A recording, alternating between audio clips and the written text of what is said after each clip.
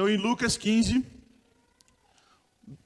do 11 ao 24, a Bíblia diz assim, e é uma história que talvez você já tenha lido e conheça ela, e que conta a respeito da parábola do filho pródigo. A Bíblia diz assim, continuou certo homem, tinha 2 filhos.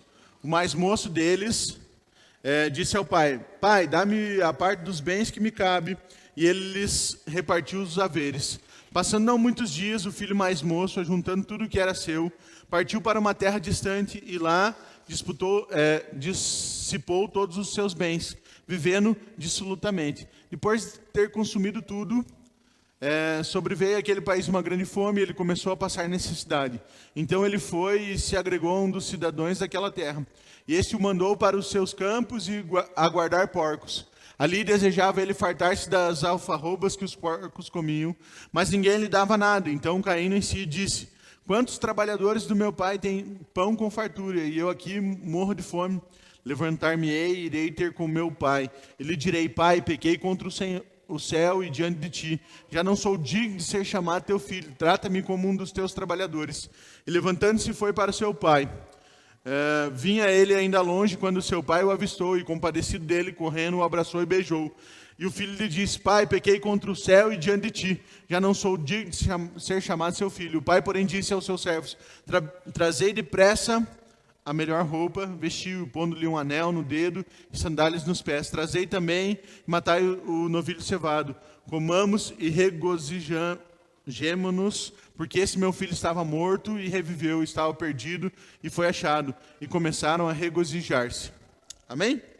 Então, é baseado nisso que nós vamos estar meditando um pouco a respeito desse coração de Deus, né, de um pai que é apaixonado pela sua vida. Amém? Diga para o irmão do seu lado, o Senhor ele é apaixonado por você que é um filho amado dele.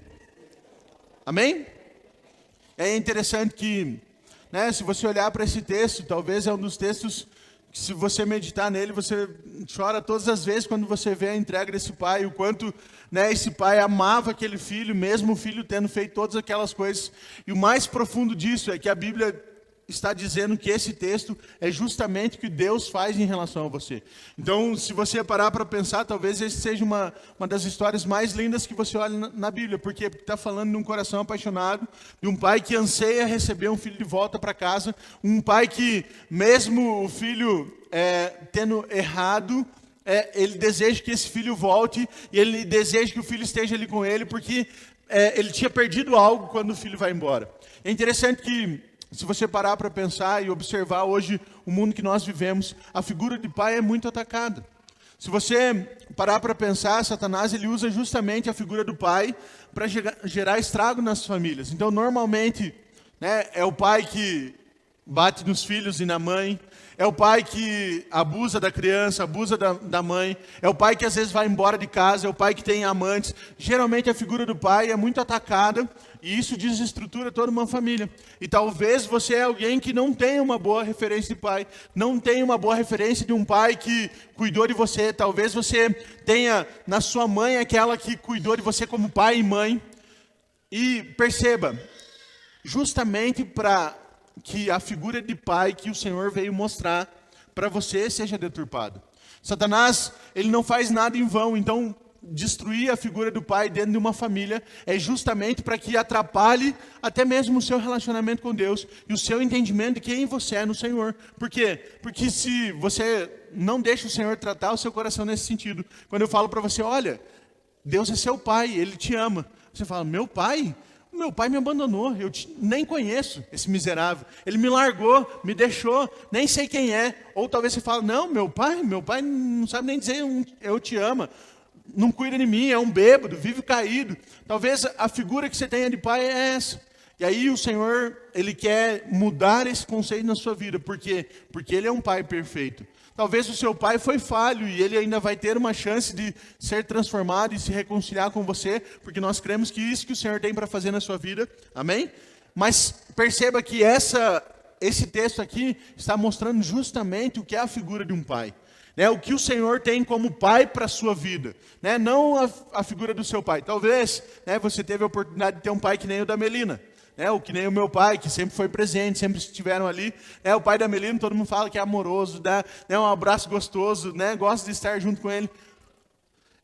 Claro, se você teve essa oportunidade, você já tem uma boa referência do que é um pai. Mas não chega aos pés desse pai que é Deus, que a Bíblia está falando aqui nesse versículo. Amém? Por quê? Porque aqui é um pai perfeito. É um pai que te ama incondicionalmente. É um pai que está disposto a entregar tudo. Um pai que é apaixonado pelo seu filho, independente do que o filho tenha feito. E aí, olhando para isso, você começa a perceber o quanto o Senhor, Ele deseja alcançar o seu filho que estava perdido. A Bíblia está falando que Ele faz uma festa no final de tudo, porque havia um filho perdido, um filho que estava morto na visão do pai, porque esse filho não estava próximo dele. E perceba que isso está falando do Senhor em relação a você.